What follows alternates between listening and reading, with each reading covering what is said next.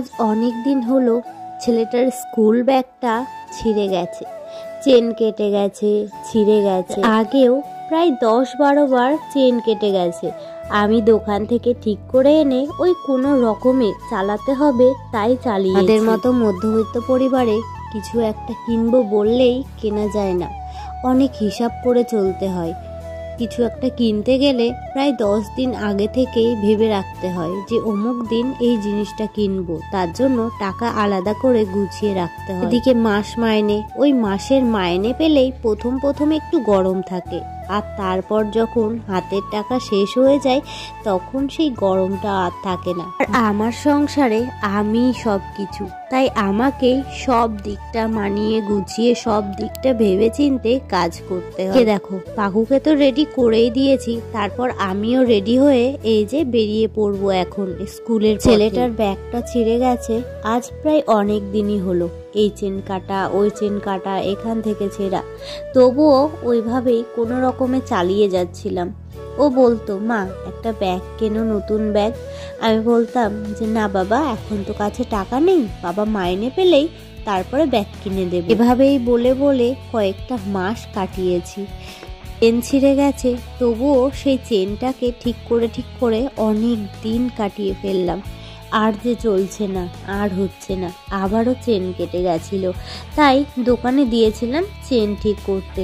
কিন্তু ওই দাদা আমাকে চিনে গেছে জানো তো, বারবার ব্যাগ ঠিক করতে দিতে দিতে ওই দাদাও আমাকে চিনে গেছে।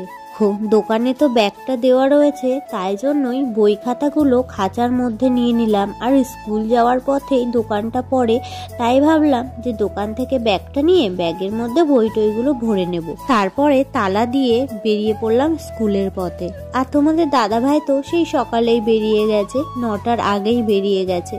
তো আমরা এই যে এখন যাচ্ছি, আগে গিয়ে যাব ব্যাগের দোকানে, ওখান থেকে ব্যাগ নেব, তারপরে স্কুলে যাব। আর জানো তো, যখন রাস্তা দিয়ে যাচ্ছিলাম এইভাবে খাঁচাই করে বই নিয়ে, তখন অনেকেই জিজ্ঞাসা করছিল কি রে ব্যাগ কি হয়েছে। তাদেরকে আমি বললাম ব্যাগটা চেন কেটে গেছে, দোকানে দেওয়া রয়েছে, নিয়ে তারপরে যাব। তারপরে দেখো দোকানে চলে এসেছি, আর এখান থেকেই ব্যাগ দেখছি। আর ছেলের তো এই ব্যাগটাই বেশি ভালো লেগেছে, তো আমি বললাম যে ওর ব্যাগ যেহেতু ইউজ করবে, সেহেতু ওর ভালো লাগলেই চলবে। তো আরও কালার দেখানো হয়েছিল, কিন্তু ও অন্যান্য কালার নেবে না, ও এই কালারটাই নেবে, ওর নাকি এই কালারটা ভীষণ ভালো লেগেছে। তো যাই হোক, ওরই ব্যাগ যেহেতু ওই ব্যবহার করবে, সেহেতু ওর পছন্দ মতো নেওয়াই ভালো, তাই না? নতুন ব্যাগটা এখন নিতাম না, আসলে দোকানে এসে শুনি ওই ব্যাগটা ঠিক করা যাবে না। আমি বলেছিলাম চেনটা ঠিক করে দিতে, না হলে চেনের যে সেটটা, পুরো সেটটা পাল্টে নতুন একটা চেনের সেট লাগিয়ে দিতে। ওই দাদা বলল যে তুমি ওইটা করার থেকে ও যা খরচা তার থেকে আর কিছু দিলে একটা নতুন ব্যাগ হয়ে যাবে।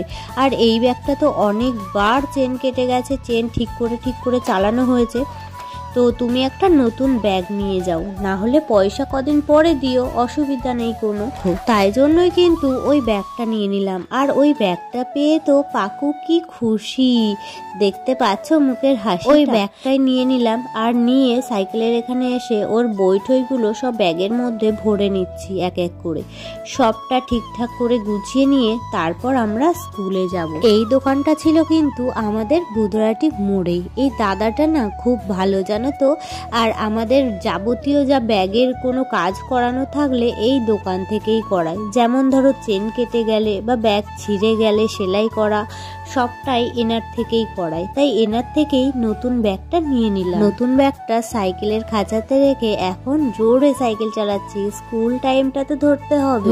পাকু কিন্তু আজ অনেক খুশি, সেটা ওর মুখ দেখেই হয়তো তোমরা বুঝতে পারছো। তো আজকের এই ছোট্ট ভিডিওটা এ পর্যন্তই। ভালো লাগলে অবশ্যই পাশে থেকো, সাপোর্ট করো আমাদেরকে। তো চলো টাটা।